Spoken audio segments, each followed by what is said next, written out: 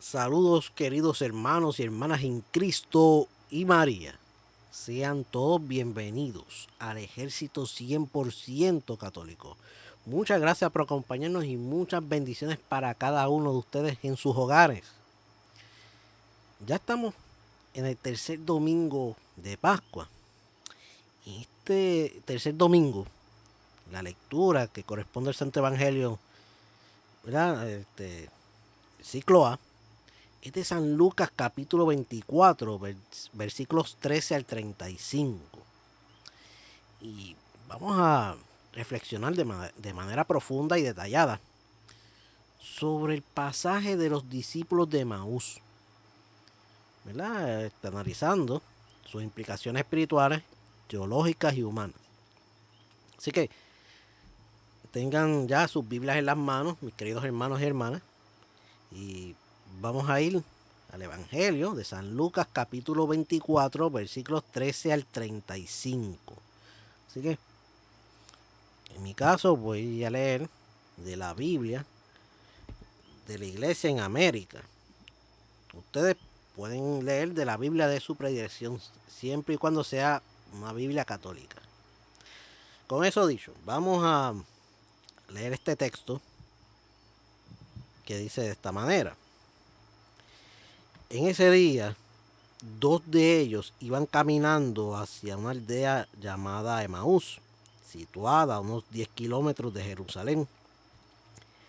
Iban conversando sobre todo lo que había sucedido. Mientras hablaban y discutían, Jesús se acercó y se puso a caminar con ellos, pero algo en sus ojos impedía que lo reconocieran. Jesús les preguntó, ¿de qué van hablando por el camino? Entristecidos se detuvieron, y uno de ellos, llamado Cleofás, le dijo, ¿tú eres el único forastero en Jerusalén que no sabe lo que sucedió en estos días? Él les preguntó, ¿qué sucedió? Le respondieron, lo de Jesús de Nazaret, que fue un profeta poderoso en hechos y palabras delante de Dios y de todo el pueblo. Los sumos sacerdotes y nuestras autoridades lo entregaron para que fueran condenados a muerte y lo crucificaron. Nosotros esperábamos que él liberaría a Israel, pero ya van 3 días que sucedió todo esto. Es cierto que algunas mujeres de nuestro grupo nos han desconcertado porque fueron temprano al sepulcro.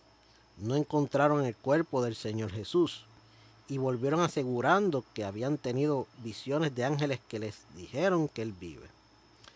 Algunos de los que están con nosotros fueron al sepulcro y encontraron todo como habían dicho las mujeres, pero a Él no lo vieron. Entonces Jesús les dijo, qué torpes son para entender.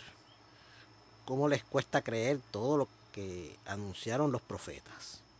¿Acaso el Mesías no debía padecer todo esto para entrar en su gloria? Y comenzando por Moisés y todos los profetas, les explicó todo lo que en las escrituras se refería a él. Cuando se acercaron a la aldea a la que se dirigían, Jesús hizo como que iba a pasar de largo, pero lo retuvieron, insistiéndole, quédate con nosotros, ya es tarde y el día se acaba.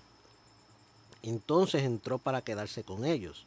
Jesús se sentó a cenar, tomó el pan, pronunció la oración de acción de gracias, lo partió y se lo dio.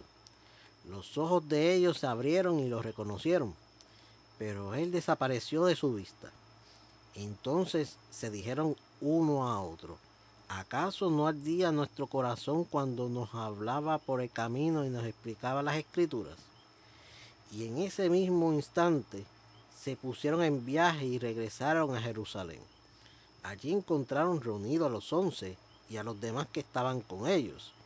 Ellos decían, es verdad, el Señor ha resucitado y se apareció a Simón. Y por su parte, los que habían regresado de Maús les relataron lo que les sucedió en el camino y cómo habían reconocido a Jesús en el momento de partir el pan.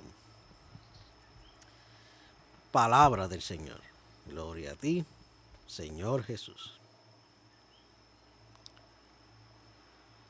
El camino de Maús es un viaje del desaliento a la esperanza. Y es que esta narración de los discípulos de Maús es una de las piezas literarias y teológicas más bellas del Evangelio de San Lucas. No es solo el relato de una aparición post-resurrección, es el prototipo del camino cristiano. Un mapa espiritual que describe cómo pasamos de la ceguera, del dolor a la claridad de la fe. Y aquí empieza este evangelio con un escenario, ¿verdad? Que es el escenario del desaliento. Y es que dos discípulos se alejan de Jerusalén. Jerusalén representa el lugar de las promesas, pero también el lugar del fracaso, de la cruz y de las expectativas rotas. Van hacia Emaús, que para ellos significa el retorno a la normalidad, a la vida de antes de conocer a Jesús, pero con el corazón cargado de amargura. Y aquí vemos dos cosas en esta parte. La mirada baja. Cuando el texto dice que tenían el semblante triste, o sea, se refiere a los dos discípulos. Y es que su dolor no les permite ver más allá de su pérdida. Es la condición humana frente a la tragedia, que el dolor nos encierra en nosotros mismos. Y aquí viene la parte cuando Jesús se acerca. Lo fascinante es que Jesús toma la iniciativa. Se hace compañero de camino.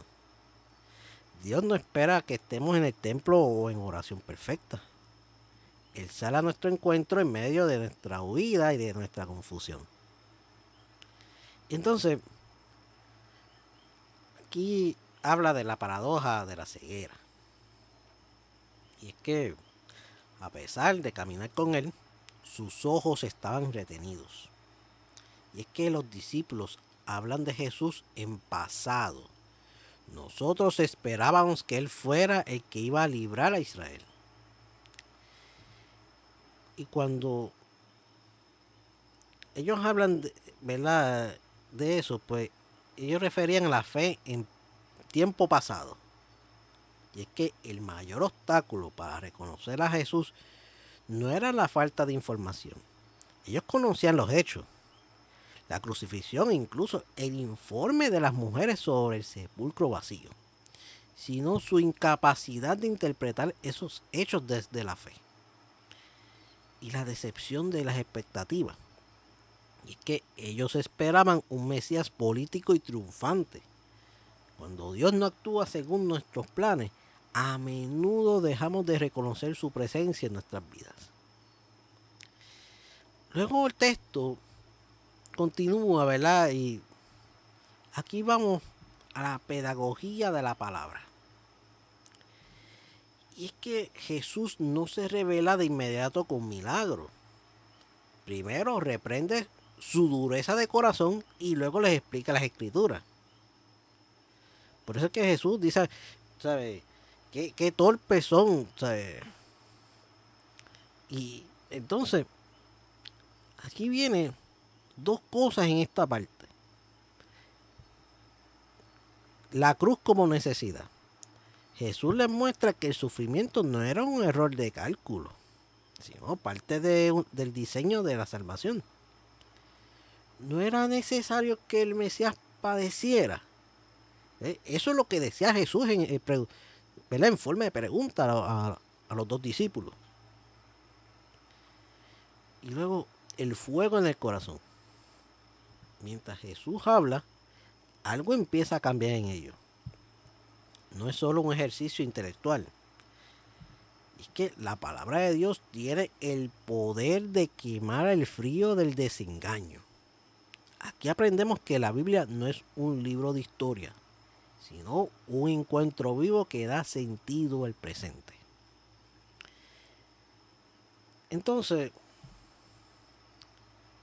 más adelante vemos que al llegar al destino, Jesús hace ademán de seguir adelante. Dios es un caballero, nos impone, espera ser invitado. Aquí estamos, ¿verdad?, en la hospitalidad, ¿verdad?, de los discípulos, que le dicen a Jesús: mira, quédate con nosotros porque ya está oscureciendo. Entonces, y le dice también: mira, vengan a comer con nosotros. Entonces, cuando dice los discípulos a Jesús: quédate con nosotros, esta oración es el punto de inflexión.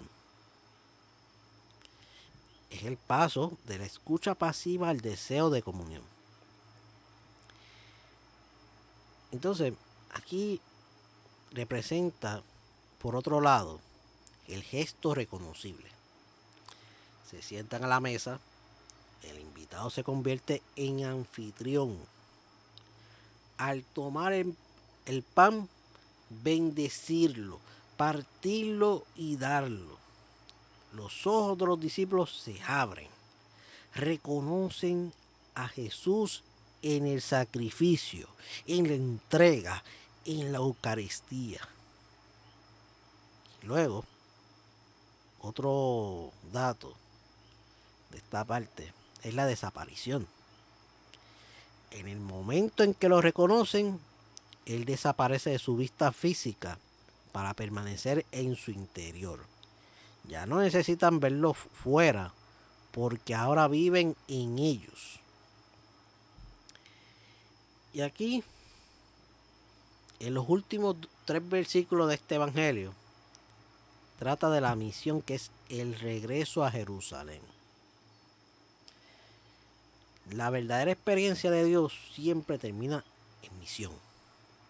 A pesar de que era tarde y el camino era peligroso, se levantaron en aquella misma hora y volvieron a Jerusalén. De la huida al retorno. Y es que el camino que hicieron con tristeza y lentitud, ahora lo deshacen con prisa y alegría. Jerusalén ya no es el lugar del miedo, sino el lugar de la comunidad y del testimonio. Y luego habla de la fe compartida. Es que al llegar se encuentran con los otros. Los otros me refiero a los apóstoles. Y comparten la noticia. Ellos dicen: verdaderamente el Señor ha resucitado. La fe personal se fortalece al ser compartida en comunidad. ¿Qué nos llama este texto para nosotros el día de hoy? Nos invita a hacernos 3 preguntas. Primero, ¿hacia dónde huyo cuando la vida me golpea? Y es que a veces nuestro Emaús es la apatía, el aislamiento o el retorno a los viejos hábitos. Segundo, dejo que la palabra de Dios ilumine mi historia. Leer nuestra vida solo con criterios humanos nos lleva a la tristeza. Leerla con la luz de la fe nos da la esperanza. Y tercero, invito al Señor a quedarse. Es que la presencia de Dios es una invitación constante a la intimidad que requiere nuestra respuesta. Quédate con nosotros porque atardece. Y es que Emaús nos enseña que Cristo no es alguien que se encuentra al final del camino, sino alguien que camina con nosotros, incluso cuando no sabemos quién es. Esta es nuestra reflexión de este santo evangelio de San Lucas, capítulo 24, versículos 13 al 35. Muchas gracias por acompañarnos en esta reflexión. Suscríbete a nuestro canal de YouTube, Ejército 100% Católico, para todo nuestro contenido. Dale a la campanita para las notificaciones. Síganos en nuestras redes sociales, Facebook y en TikTok, Ejército 100% Católico, y en Instagram, Ejército 100 Católico. Tengan todos muchas bendiciones para cada uno de ustedes. Hasta otro próximo contenido y sayonara, hermanos.